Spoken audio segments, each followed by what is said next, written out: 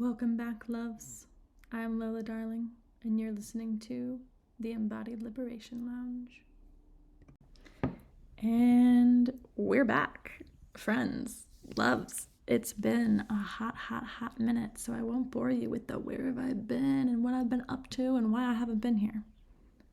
We're just gonna let that be what it is. I've been being initiated so that I am more in myself and in my coherence to show up here for you and really deliver truth, rawness, realness, something that holds space for you to feel, to see yourself more clearly through the mirror, to feel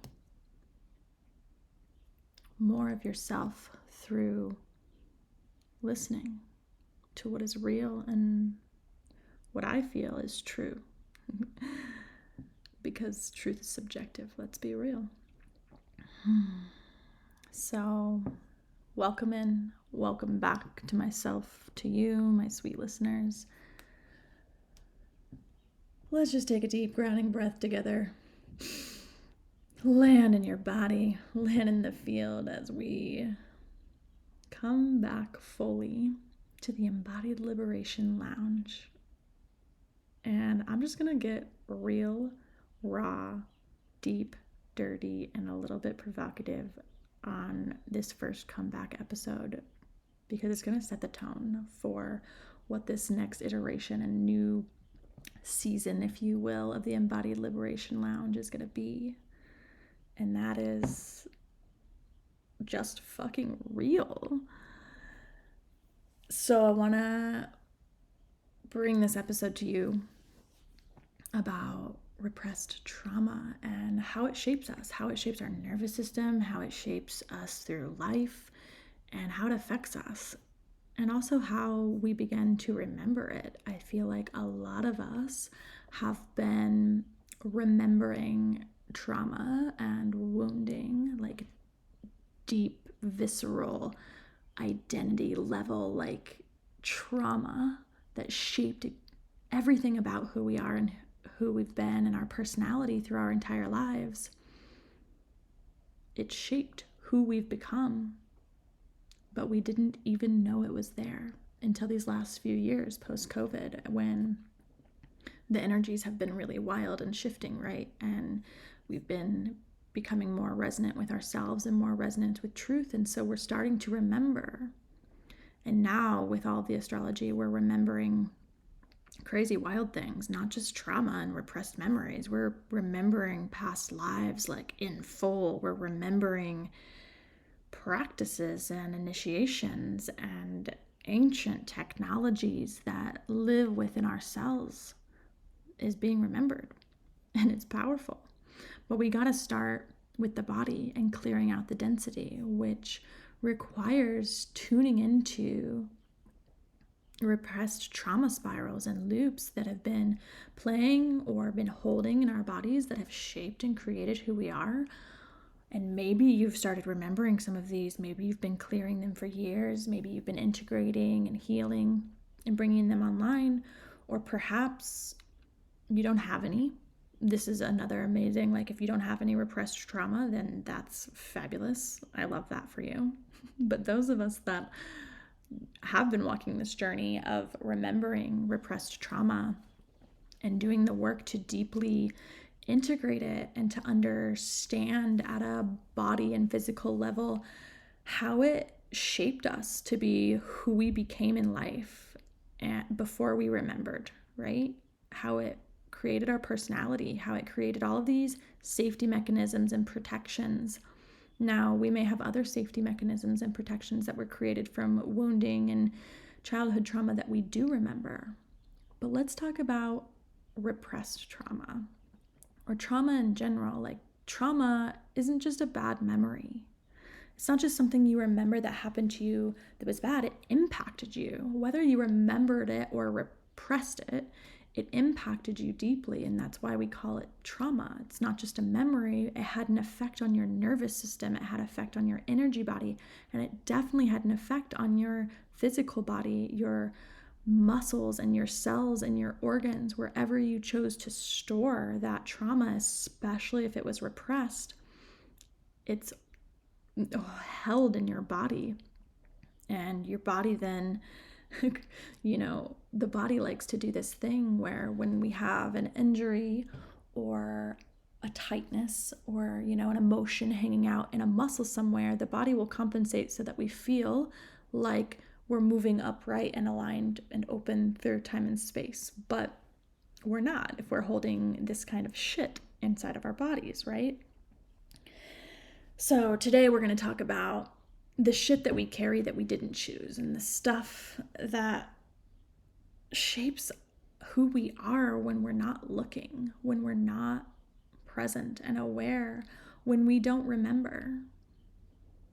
So trauma is a pattern that is continually playing in the background until we are able to become aware of it and move through it, allow ourselves to fully feel the full range of what's asking to be felt through the energetics of it in our body, and then let it move and let it integrate and do the parts work and the energetic work and the emotional work and the identity work around integrating that trauma within us. We're not here to get rid of it or create some story about how it didn't happen and then try and tell ourselves that would be lying. That would be just creating another false matrix inside of ourselves. Instead, this work with trauma healing is really about learning to tell a better story. Why, when we can dig down in and get to the real root juicy stuff of what was the spiritual contract I had for why this trauma happened to me? Why did my soul choose to come here and have this traumatic experience and then repress it on top of that? Why did I choose that? Because I chose that before coming here. My oversoul, my higher self chose that destiny before coming here. Why did I choose it? And this is where we get to create a more powerful, empowering story around our trauma so that we're no longer staying stuck in the victim and looping in this victim perpetrator. No, we get to release that loop as we begin to heal, as we begin to remember, as we begin to integrate the trauma story and tell a more powerful version of why we chose that to begin with. Did it happen to you? Sure.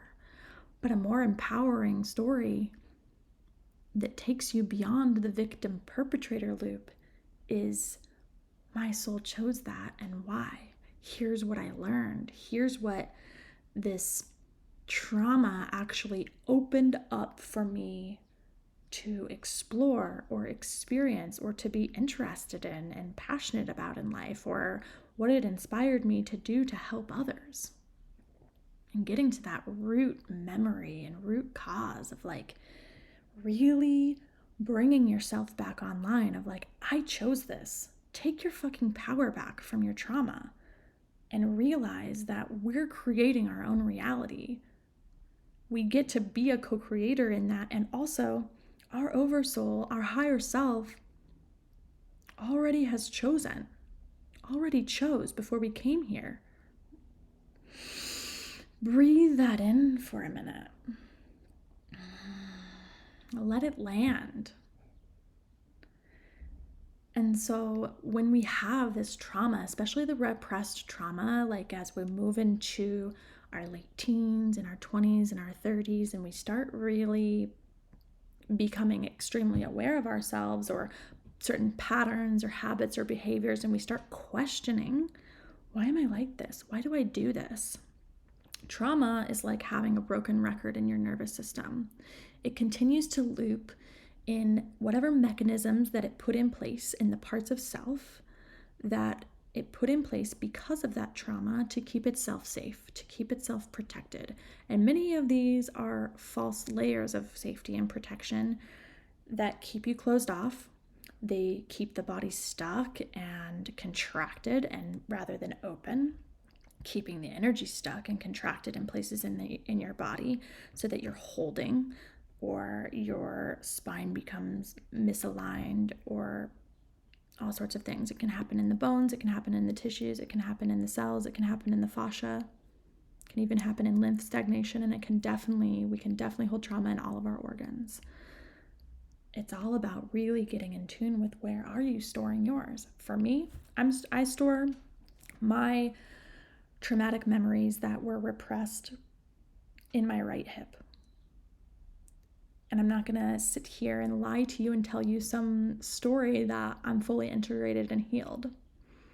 I'm right there with you where it's a process and it's a journey, and I can still walk through it with you, and I've done a lot of work around it, and we're always spiraling. So, as I said before, we're not here to get rid of our trauma. We're here to integrate it. We're here to integrate those parts of self so that and bring them into the whole self that is me here now. Lola, 37, empowered, intuitive, and like embodied in who I be, right?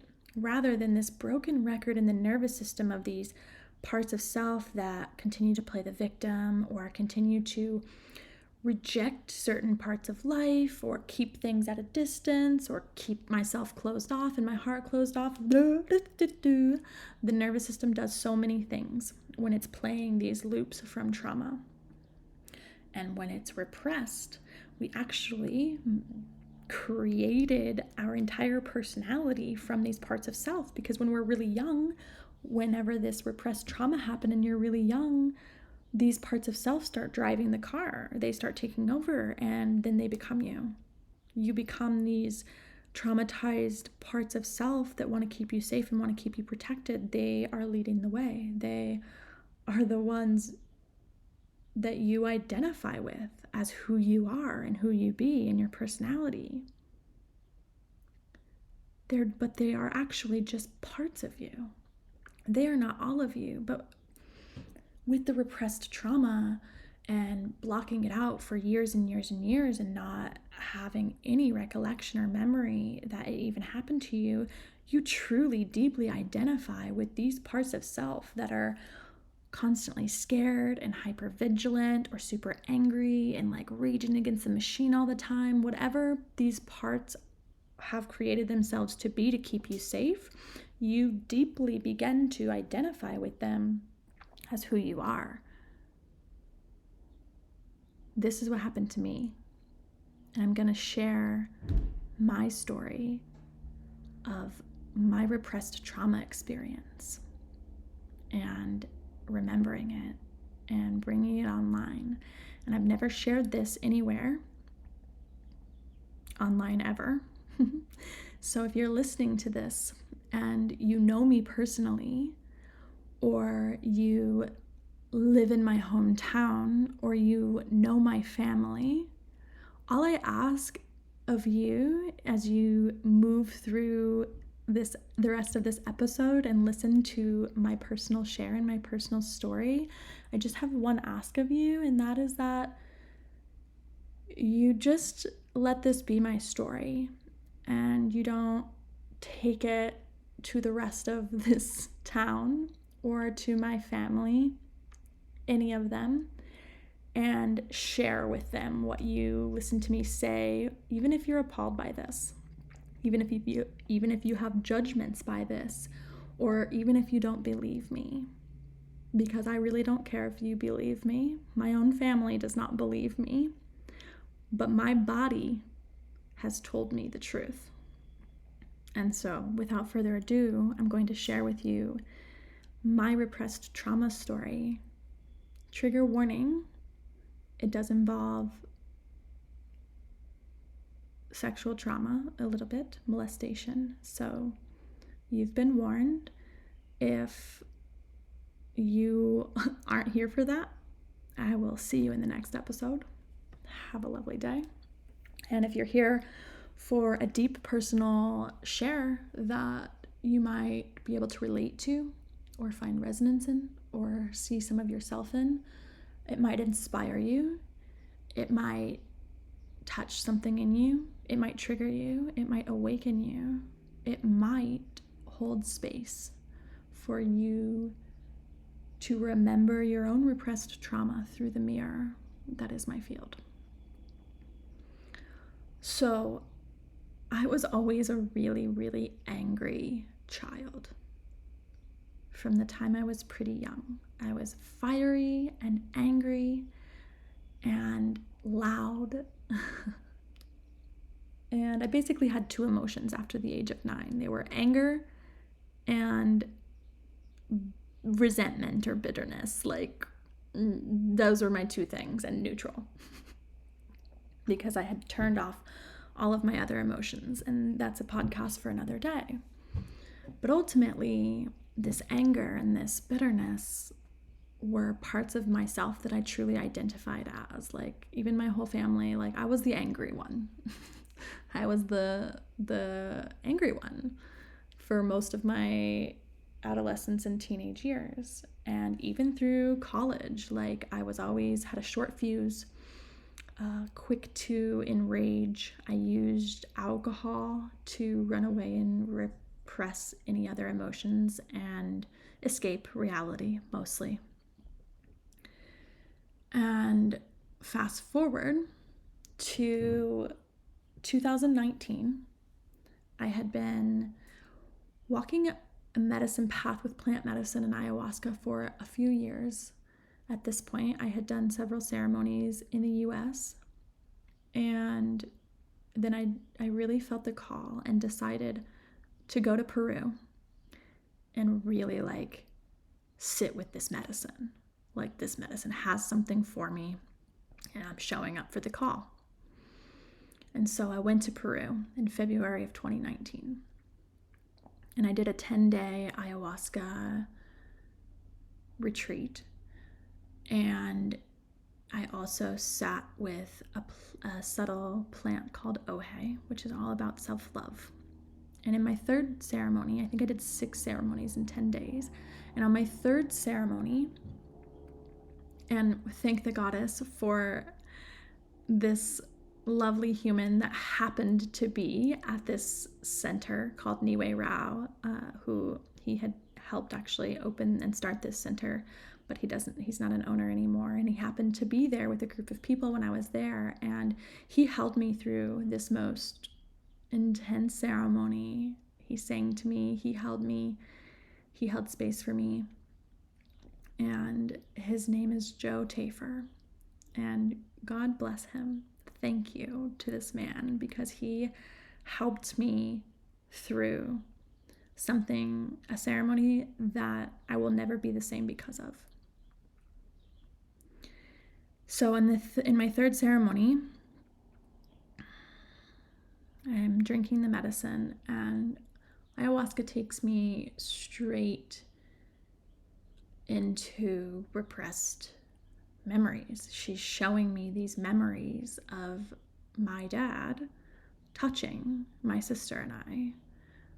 Not with his dick, but with his hands, and fingering me. I was less than 2 years old. So my sister is about 2.5 years older than me. And he was touching me with his fingers in my privates, in my yoni. And she shows me, ayahuasca being the she, showing me these memories, and I just totally lost it. I lost my mind. I was crying, I was screaming. It was so real and so visceral. Now, when you're working with plant medicine, you always go into medicine with an intention. And my intention for this entire 10 days was to understand why I couldn't ever let love in. Like, I had this huge struggle in my life of being able to feel intimacy with other people, whether that was with friends or with lovers. There was a block for me to be able to receive love and actually feel intimacy.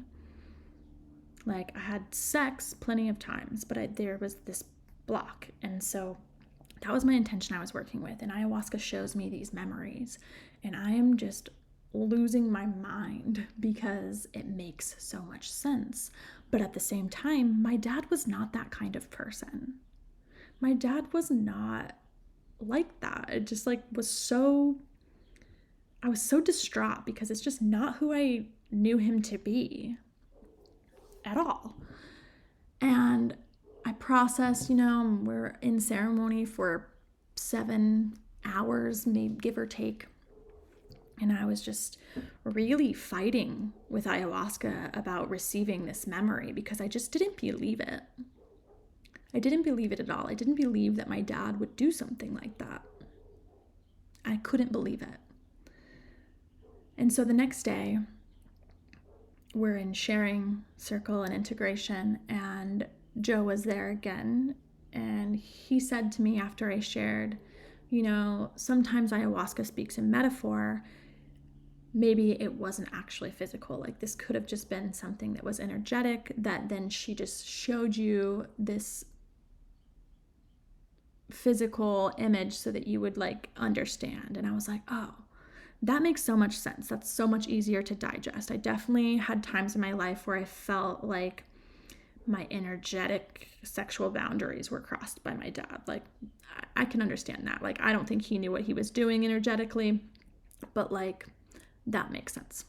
I resonate with that. So I took that as what happened, and I went through this whole journey of integrating and processing that as the trauma. And this was in February of 2019. And so fast forward to January of 2020, my dad died in a car accident.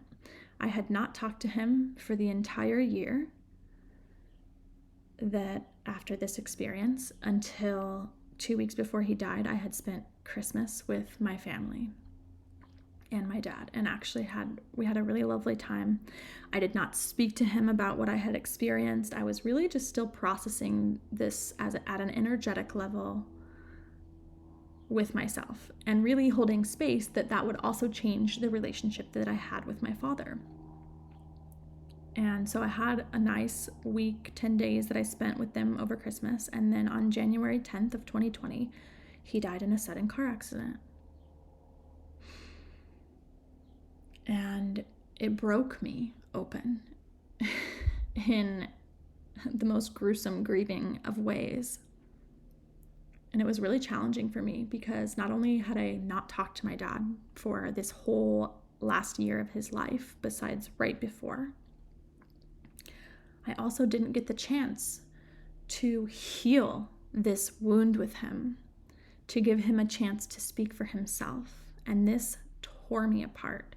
Mind you, I never told anybody in my family about this ayahuasca experience. I never told anyone, maybe a friend or two, that I had had this experience of what ayahuasca had shown me and what I was currently healing and working through.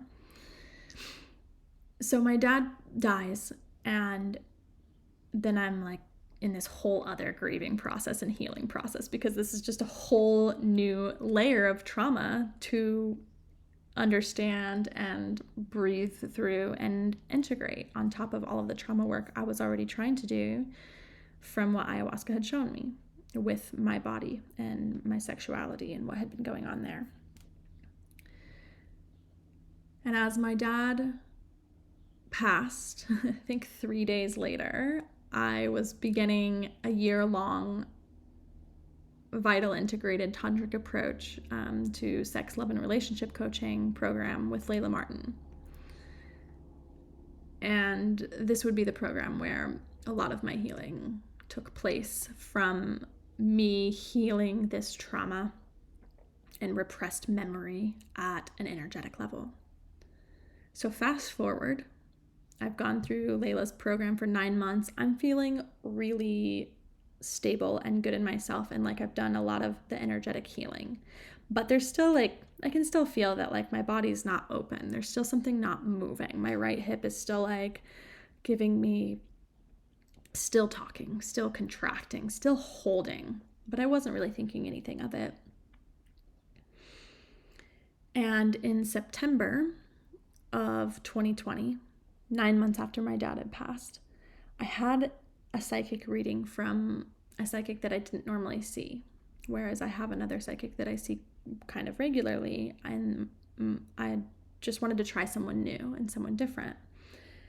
And I think I had a 2-hour reading with her. And by the end of mostly to the end of the reading, my dad shows up in the reading.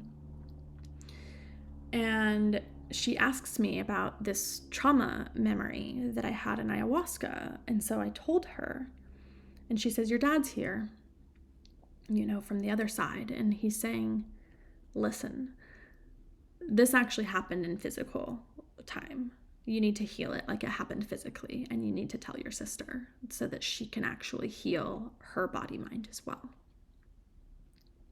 And I lost it again. Like, all of this work I had done was superficial. And now I had to start all over again, doing this deep trauma healing work around my personality, my sexuality, my trauma body, my empath body, all of it. I had to start all over, and I resisted for a while because I was like, what? I ended up moving to LA within a week because I had been living with my mom.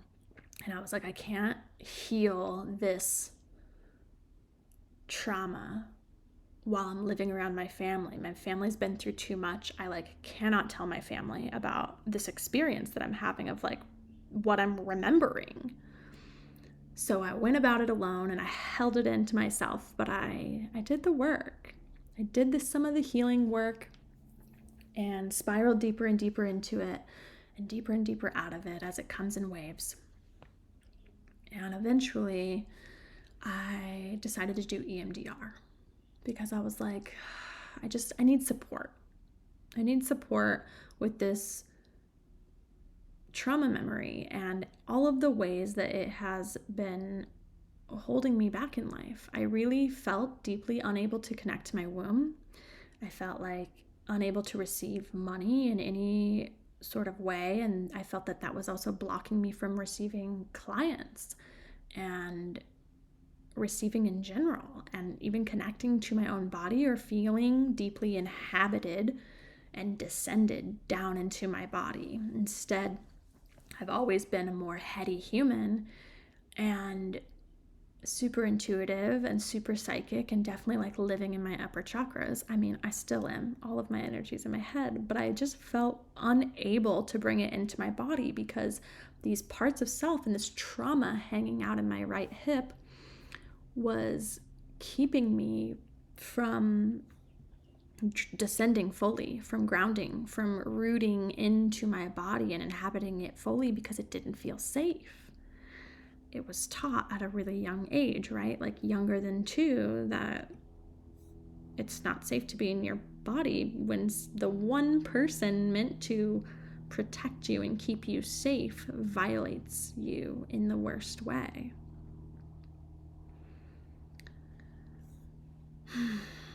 So I did 2 years of EMDR almost weekly.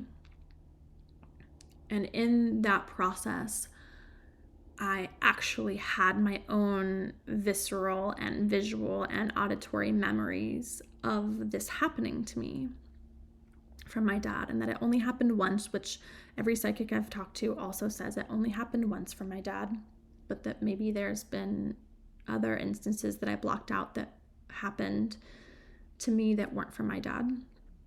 I've since recovered those too, but we'll just leave those where they are because now it's I've already walked the path. And so when I started remembering the other instances, it was more easy for me to allow myself to feel it and move through that process and integrate it because those parts of self had already been. And there's something to be said that perhaps it's those parts of self that were continually looping in this victim loop that I didn't even know I had that attracted the other instances, right? Subconscious does things like this. Okay, if you're still with me, thank you for being here. So I'm in EMDR for 2 years, every week, sometimes twice a week if I missed a week. Definitely had a few breaks in there because EMDR is really fucking intense. I had real actual memories. So at this point I was like, okay, I actually like have remembered this now. It's not just like ayahuasca and plant medicine telling me. It's not just a psychic telling me. I've seen it in my own visual field without medicine. I've seen it through the EMDR. Okay. I feel better able to integrate this now because I can actually trust and I really know that it happened. And yet I'm still, what was really holding me back from integrating this for the longest time was that I couldn't tell my family. I was holding this secret totally to myself. I just couldn't do that to my mom. And if you don't know me, like my mom and my dad were together since my mom was 14 and my dad was 19 until the day that he died. And I didn't want to taint my family's impression of my father after he's already gone and he's not here to defend himself. So I held this and it kind of ate me alive because I felt so alone and so unsupported while I'm doing this, like the deepest trauma healing work I've ever done in my entire life. And I'm starting to remember aspects and pieces of myself that were never nurtured and never got to be a part of me because they were layered with all this lack of safety and protection from these angry, victimized parts that created my personality of who I knew myself to be through my whole life. I mean, for 30 years, 28 years roughly. And so I finally had the power within myself to tell my sister, which my dad had said in that original psychic call that I needed to tell my sister. So I told my sister, and she received it so well and had also had experiences in her life where she felt like this might have been something that had happened. And she had also remembered a memory of her having put her fingers inside of me when I was a young baby. And really thinking to herself, like, if I remember doing that, like, where would I have learned that?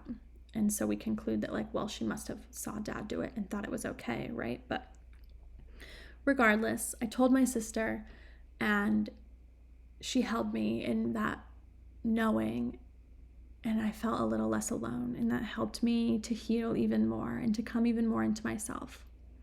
And it wasn't for another year and a half later that I felt called to tell my mom. So I finally had to tell my mother because I felt that holding this secret in was keeping me stuck. And it was holding me back. I felt, and even still feel a little afraid and unable to share my story. So I'm sharing it with you here now on my personal sacred podcast to be seen, to finally get to share my story, whether or not my family approves. And that is a big deal for these inner parts of myself to be able to come fully online. Now, mind you, when I told my mom, she received it at the moment and made a decision for herself to tuck it in a back corner and not look at it anymore. And that's okay. That's her decision. And my brother found out somewhere along those lines around there without me telling him. And he also would like to tuck that in a back seat and never look at it again. So again, I urge you, if you know me personally and you know my family and these humans, just let it go and keep it to yourself. It's not your business to be sharing or to speaking to them about it. But this alone is liberating these parts of myself from within my body. My right hip, as I'm speaking this into the microphone, is swirling with energy, spiraling, unlocking. I'm feeling very visceral parts of my body mind unwinding simply by finding my voice and finding the courage and sitting here and sharing my story. This story that has impacted me and shaped me and healed me and opened me. Like, I know my soul chose this, and I know that my dad and I had a contract to come here and for this to happen in this life. I also know that when this happened, my dad was blacked out, and it wasn't actually him, it was just his body. It was an entity that took over his body while he was blacked out. And both psychics that I had told me this, and also ayahuasca has confirmed it since in several ceremonies. And I've had this happen to me where I've had entities jump into my body when I was blacked out drunk. So my dad and I were very similar. So I really believe that that was what happened. I also truly believe that my soul chose this experience for the growth that it would create, for the Dharma work that it would create and cultivate for me to step into in this life, for the trajectory and the breath line that my life would move me through in order to be sitting here now speaking this to you.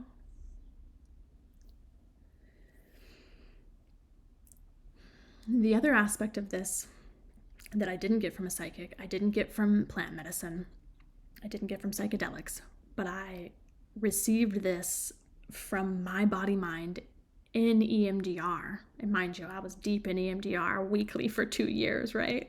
Like, if you've done EMDR, you realize this is a process of kind of hell, I'm not gonna lie, but like in the best way, because you know you're healing and you know it's working. It's like really profound and really beautiful.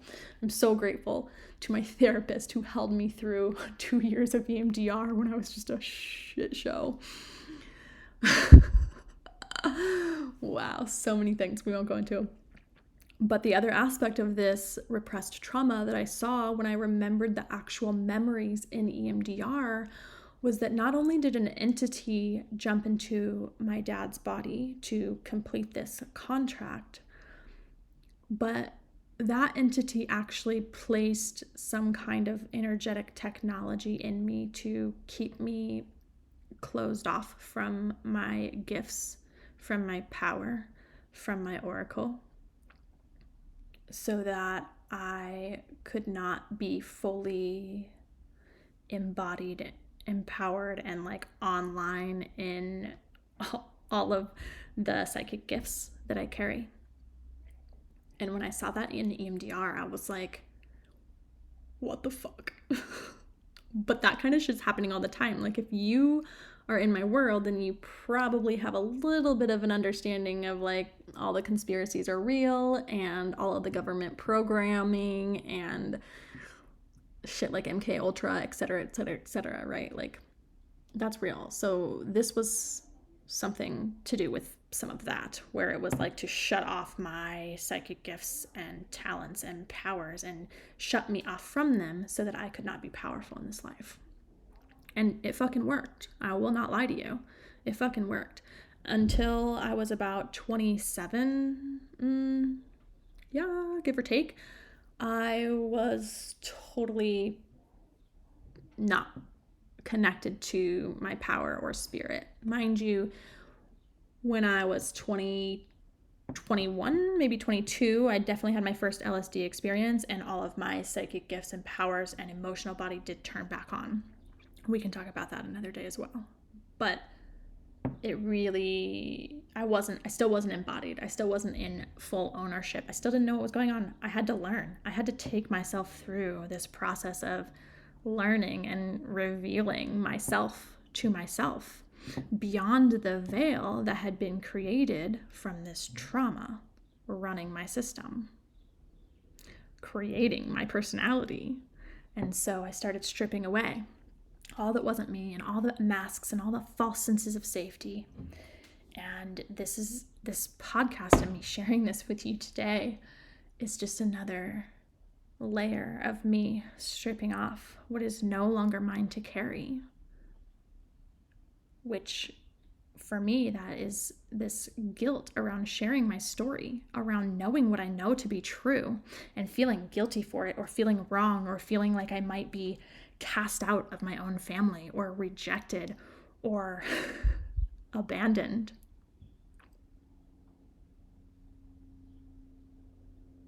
I still fear that. And I chose to show up anyway because Spirit said, go. Now it's time. You can't keep getting in your own way. And so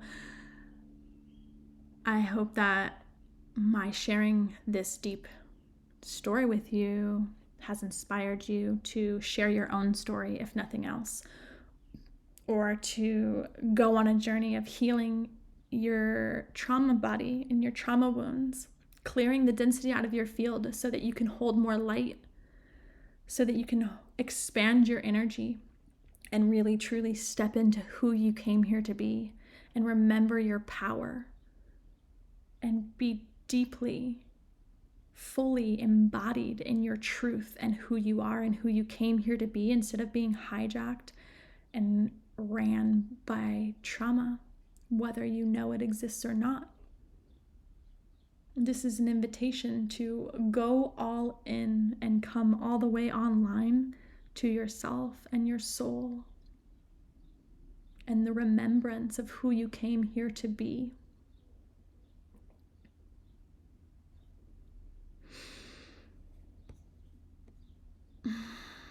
I deeply thank you from the bottom of my heart for listening and for being here and for holding me and receiving me in my truth as I let you into this deep part of myself and really the story of my life that has brought me here to the powerful woman I feel to be, sitting in front of you, holding space in the way that I do for others to heal, for others to reclaim their sexuality, for others to drop down deep into their body and inhabit it fully, to release the mind and to feel finally safe to be themselves and to know that we are divinity embodied and we came here to breathe that truth back into this reality. We came to forget so that we could remember. And so this is your invitation to allow yourself to remember. Allow yourself to release and to heal and to integrate, but to not get stuck in that.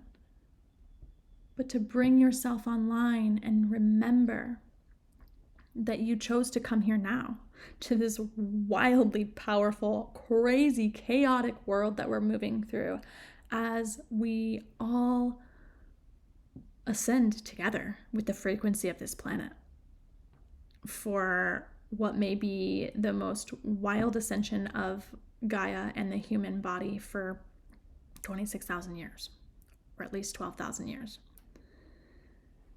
And we can't do that if we refuse to let go of the density of trauma holding us back in our bodies. So I invite you to become aware of it, check in with it, do the work to heal it and heal those parts of self and release it and bring it into integration into your whole self so that you can hold more light and be the leader and the human and the lover that you came here to be. We didn't come here to be victims. We came here and we chose to be here, and each of us chose our story, our trauma, our contracts, whatever happened to us. We chose it so that it could lead us right here to now, where our story can help others heal, where our story has brought us to who we are so that we can serve the world around us, so that we feel more aligned and purposeful and passionate about what we choose to do in this world from the body.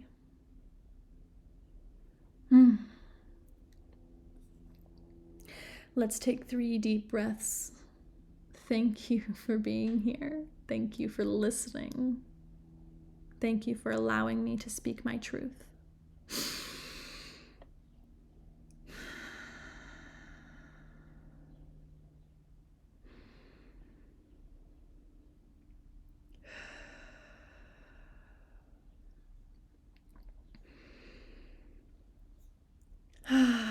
last tidbit that I'll leave you with is that your trauma doesn't mean you're broken. It means you came here to move through it so that you could remember more of yourself and more of your power. Thank you, thank you, thank you, thank you, thank you for being here, for listening. If you're listening, please subscribe and follow my podcast. There's going to be a lot more where this came from. You can also pop over to Instagram or Threads at @TheLolaDarling_, and I'll link all the other ways to get in touch with me in the show notes. Have a beautiful day, lovers.